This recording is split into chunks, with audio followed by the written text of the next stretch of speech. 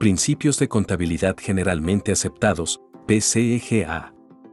Se entiende por principios o normas de contabilidad generalmente aceptados, el conjunto de conceptos básicos y de reglas que deben ser observados al registrar e informar contablemente sobre los asuntos y actividades de personas naturales o jurídicas.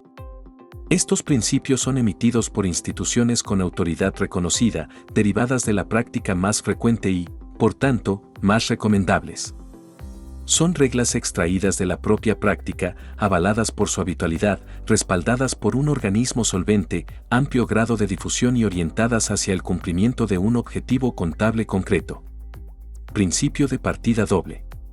Los hechos económicos y jurídicos de la empresa se expresan en forma cabal aplicando sistemas contables que registran los dos aspectos de cada acontecimiento, cambios en el activo y en el pasivo, participaciones, que dan lugar a la ecuación contable. El principio de la partida doble o dualidad es la base del método contable, se le define como, a toda partida registrada en el debe le corresponde otra partida registrada en el haber o no hay deudor sin acreedor, ni acreedor sin deudor. Esta duplicidad presenta siempre una igualdad entre las sumas que figuran en el debe y el haber, lo que permite la comprobación de la igualdad de las registraciones. Mediante la partida doble se registra los cambios en el activo, aplicación de fondos, y en el pasivo, origen de fondos y capital. El activo es cualquier derecho o bien que se posee y que tienen un valor monetario. El pasivo es la suma que se adeuda a terceros, es el derecho de los acreedores, excluyendo a los propietarios del negocio. La suma que este último ha invertido se denomina capital. Los tres elementos mencionados están unidos por una relación fundamental, producto de la suma de transacciones registradas sobre la base de la partida doble denominada ecuación contable, la que expresa el equilibrio entre las partes. En la partida doble cada transacción tiene un elemento de débito, o cargo, y otro de crédito, o abono, por igual suma monetaria. Toda operación que registra la contabilidad afecta por lo menos a dos partes. Principio de empresa en funcionamiento o empresa en marcha. Para efectos de la contabilidad, se asume normalmente que la empresa continuará su actividad en el futuro. A este concepto se le denomina principio de empresa en funcionamiento. Existen muchas estimaciones que deben hacerse para poder completar el proceso de presentación de los estados financieros, por ejemplo, la depreciación de un activo durante su vida útil, y si no supusiésemos que la empresa se mantendrá en funciones durante un futuro indefinido, no podríamos aplicar este tipo de dato que la contabilidad requiere. Principio de prudencia. Otra práctica tradicional seguida por los contables para guiarse en la elaboración de los estados financieros es el principio de prudencia. Este principio señala que, cada vez que haya dos o más valores que puedan aplicarse para reflejar el valor de una transacción, el contable deberá optar por aquel que presente el valor más bajo de tal activo en el balance general o represente el gasto más alto en el estado de ingresos y gastos, con la finalidad de no ser optimista respecto de los hechos contables. Principio de uniformidad. Las prácticas y métodos utilizados para la presentación de los estados financieros deberían ser siempre los mismos año tras año y proceso tras proceso.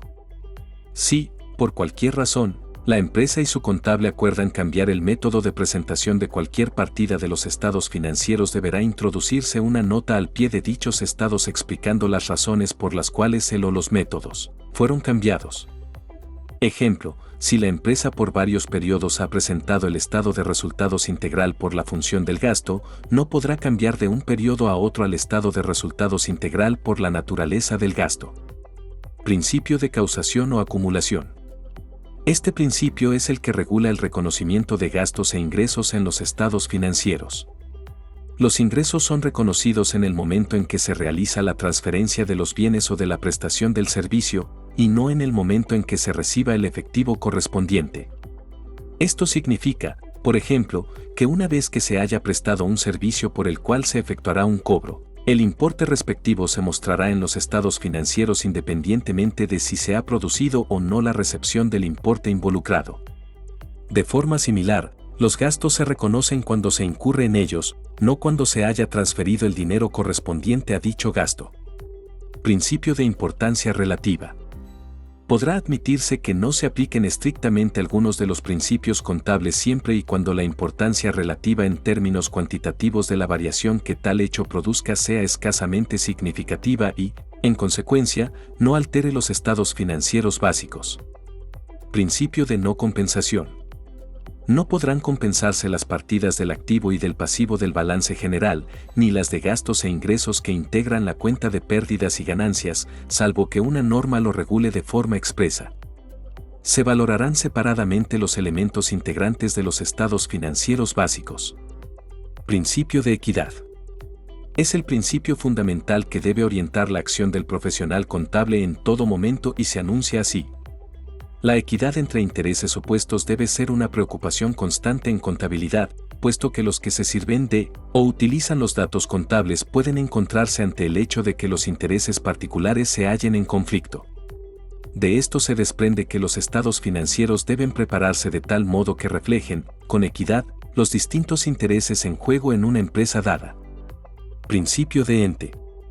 Los estados financieros se refieren siempre a un ente, donde el elemento subjetivo o propietario es considerado como tercero.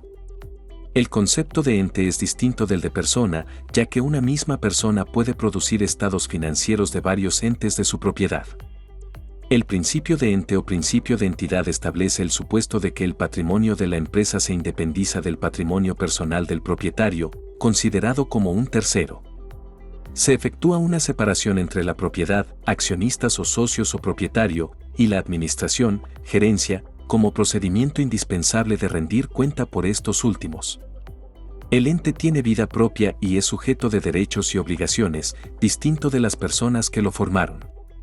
Los propietarios son acreedores de las empresas que han formado y aunque tengan varias empresas, cada una se trata como una entidad separada, por lo que el propietario es un acreedor más de la entidad.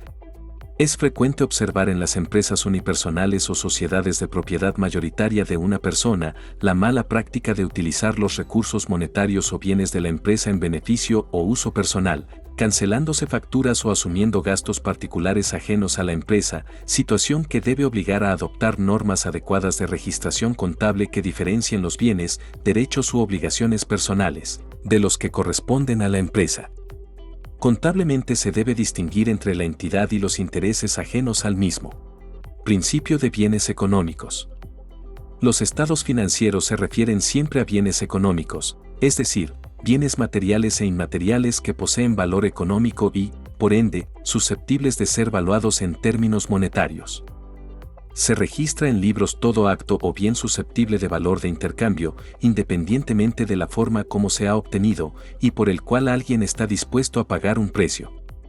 Cualquier activo, como caja, mercaderías, activos fijos en poder o uso de la entidad y sobre el cual se ejerce derecho, sin estar acreditado necesariamente la propiedad de la misma, mientras no entre en conflicto con terceros que también reclaman la propiedad, son susceptibles de registrar en libros en vía de regularización a través de un asiento de ajuste, tratamiento que se hace extensivo a las diferencias en los costos de adquisición o registro en fecha anterior. Principio moneda común denominador. Los estados financieros reflejan el patrimonio mediante un recurso que se emplea para reducir todos sus componentes heterogéneos a una expresión que permita agruparlos y compararlos fácilmente. Este recurso consiste en elegir una moneda y valorizar los elementos patrimoniales aplicando un precio a cada unidad. Principio de evaluación al costo. El valor de costo, adquisición o producción constituye el criterio principal y básico de evaluación que condiciona la formulación de los estados financieros llamados de situación, en correspondencia también con el concepto de empresa en marcha, razón por la cual esta norma adquiere el carácter de principio. Esta afirmación no significa desconocer la existencia y procedencia de otras reglas y criterios aplicables en determinadas circunstancias, sino que, por el contrario, significa afirmar que en caso de no existir una circunstancia especial que justifique la aplicación de otro criterio, debe prevalecer el costo, adquisición o producción como concepto básico de evaluación. Por otra parte, las fluctuaciones de valor de la moneda común denominador, con su secuela de correctivos que inciden o modifican las cifras monetarias de los costos de determinados bienes, no constituye, asimismo, alteraciones al principio expresado, sino que, en sustancia, representen simples ajustes a la expresión numérica de los respectivos costos. Principio de periodo. En la empresa en marcha es indispensable medir el resultado de la gestión de tiempo en tiempo, ya sea para satisfacer razones de administración, legales, fiscales o para cumplir con compromisos financieros.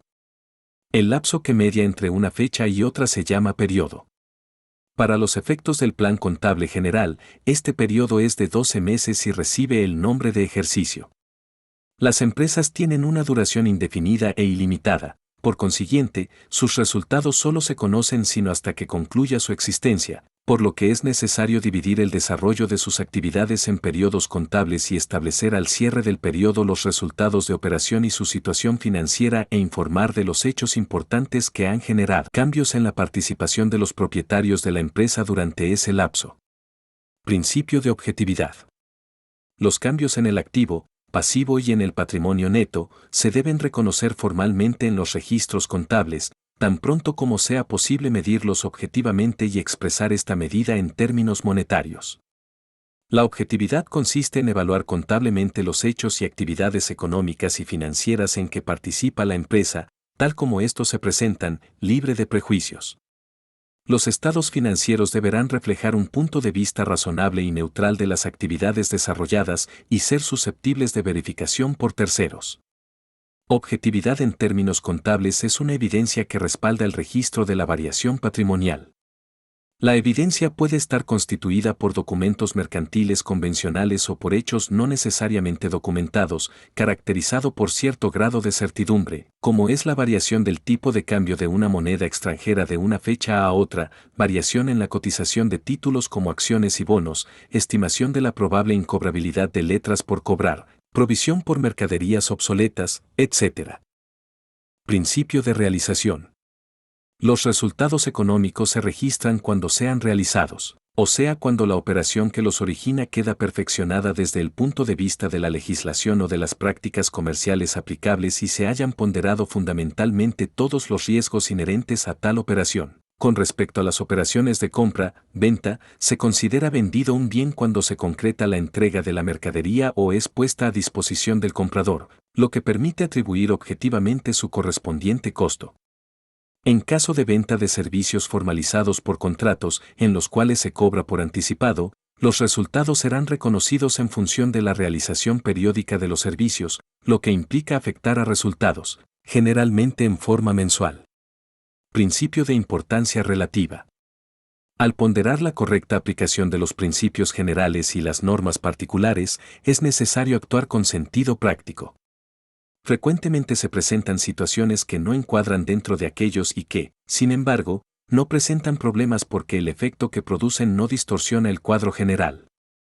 Desde luego, no existe una línea demarcatoria que fije los límites de lo que es y no es significativo, consecuentemente, se debe aplicar el mejor criterio para resolver lo que corresponde en cada caso, de acuerdo a las circunstancias, teniendo en cuenta factores tales como el efecto relativo en el activo, pasivo patrimonio o en el resultado de las operaciones. El principio de significación, también denominado materialidad, está dirigido complementariamente a dos aspectos principales de la contabilidad. A. Cuantificación o medición del patrimonio. B. Exposición de partidas en los estados financieros. La relación del principio de significación con la medición del patrimonio está referido a que debe haber flexibilidad para admitir mediciones que no respondan a lo prescrito por la disciplina contable, errores, violación de los principios, etc., que incidan en los resultados del ejercicio, pese a lo cual, sin mediar los ajustes correspondientes, los estados financieros pueden ser admitidos como instrumentos informativos válidos de la situación patrimonial, financiera y económica de la empresa. Principio de exposición. Los estados financieros deben contener toda la información y discriminación básica y adicional que sea indispensable para una adecuada interpretación de la situación financiera y de los resultados económicos del ente a que se refieren. El principio de exposición, también denominado revelación suficiente, implica formular los estados financieros en forma comprensible para los usuarios. Tiene relación directa con la presentación adecuada de los rubros contables que agrupan los saldos de las cuentas, para una correcta interpretación de los hechos registrados. Así, por ejemplo, un anticipo concedido a un proveedor no se debe mostrar restado del saldo del rubro cuentas por pagar comerciales, pasivo, sino incluir en el saldo de cuentas por cobrar comerciales, activo, evitando mostrar a menor suma las obligaciones comerciales, cuando más bien el efecto de la transacción es que incrementa las cuentas por cobrar, al haberse evidenciado derechos de cobro, recuperación, a efectivizar en el futuro. Lo expuesto implica no ocultar hechos o cosas, incluso con posterioridad a la fecha de emisión de los estados financieros, ni exagerar los detalles informativos, a efectos de no distorsionar la interpretación y consecuente toma de decisiones dentro y fuera del ámbito de la empresa. Las notas que se acompañan a los estados financieros deben contener datos esenciales y adecuadamente redactados para la comprensión del usuario. Evitar aplicar un enfoque subjetivo en la interpretación de los datos a revelar.